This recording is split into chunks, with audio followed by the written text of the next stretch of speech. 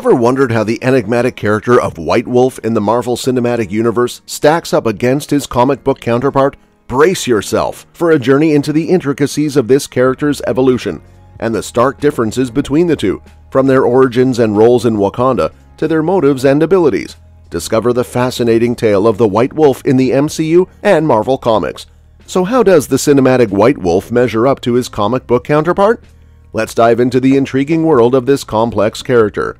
Alright, let's kick things off with the comic book White Wolf, and guess what? It's not our pal James Buchanan Barnes. Nope, it's this dude named Hunter, and get this! They're not some long-lost relatives or arch-enemies. Actually, they've never crossed paths at all. Hunter's deal is that he's the adoptive brother of King T'Challa. Picture this! He rocks a white, kinda more dog-like version of the classic vibranium Black Panther suit. So him and our MCU Bucky Barnes share a few surface-level similarities thanks to their ties to Wakanda. Both use vibranium in their toolkits, and they both got the White Wolf title from their Wakandan crews. But that's where the similarities wave bye-bye.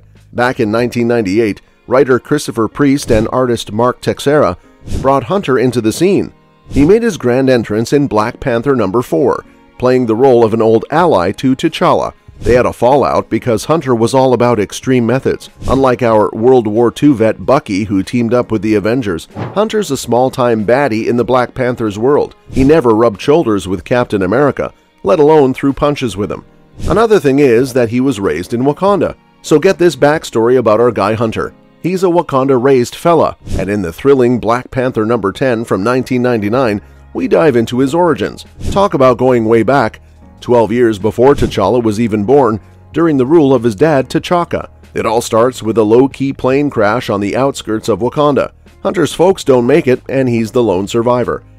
Now, the Wakandan couple who stumbles upon him is in a bit of a pickle. Not sure what to do, they bring the little guy to the king, asking him to sort things out. With zero info on Hunter's parents, King T'Chaka decides to take the kiddo under his royal wing and raise him as his own. Even though the royal parents genuinely love the boy, there's a bit of a snag. Wakanda at that time is playing hide-and-seek with the rest of the world, and is super wary of outsiders. Hunter's got this pale skin thing going on which sets him apart. That's a big deal because Wakandans, being all xenophobic and cautious, can't help but be reminded of his mysterious origins whenever they see him. Tough crowd, right? Speaking of tough crowds, he used to lead one. Knowing he'd always be a bit of an outsider, he made it his mission to be the ultimate Wakandan. I'm talking about learning their history inside and out, getting his body in tip-top shape, and diving headfirst into their religion. Now, when his little bro T'Challa came into the world, Hunter got a reality check. Despite being T'Chaka's son in every way, he knew the crown wouldn't be his. That royal birthright thing, you know? So, sure, he felt some resentment, but Hunter wasn't one to mope. Instead, he found his own path to serve his pops. Fast forward to Black Panther number 9 in 1999, and boom, he's the top dog of the Hatut Zeraze, aka Wakanda's secret police. This dude was a Wakanda superfan, and that love scored him the perfect job. The secret police, aka the Dogs of War in Wakandan lingo, fell under his command. They were the go-to team for sorting out both inside and outside beef, and let's just say, they didn't mind using any means necessary to get the job done. Hunter was the top dog in more ways than one. Here's another thing that most probably don't know about. Hunter's codename isn't just a casual nickname, it's the real deal.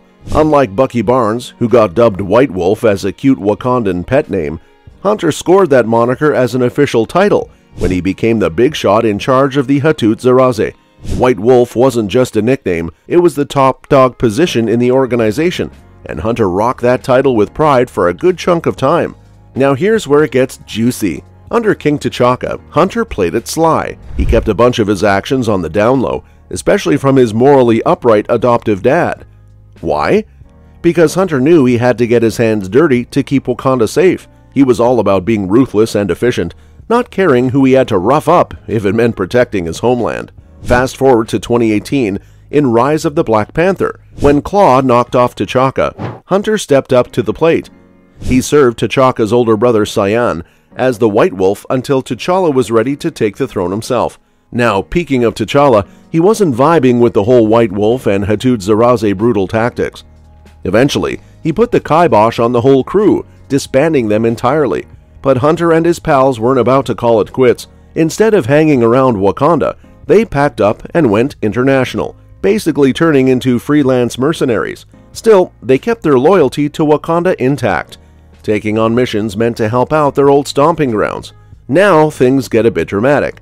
In the chaos of Wakanda during Christopher Priest's run in 98 and 99, White Wolf pops up, revealing himself to T'Challa in Black Panther number 4. He's all, "Hey, let us do our thing."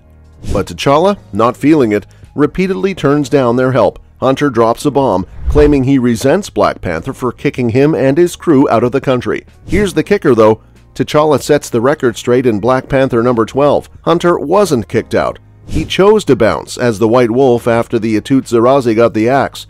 It was totally their call to leave, and they could have come back anytime. Here's a key difference between the comic book White Wolf and the MCU's Bucky Barnes. Bucky is the only super soldier of the two.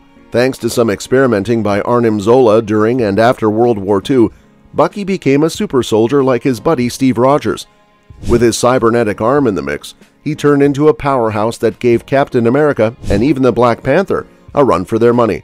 Now let's talk about Hunter. No super soldier serum for this guy.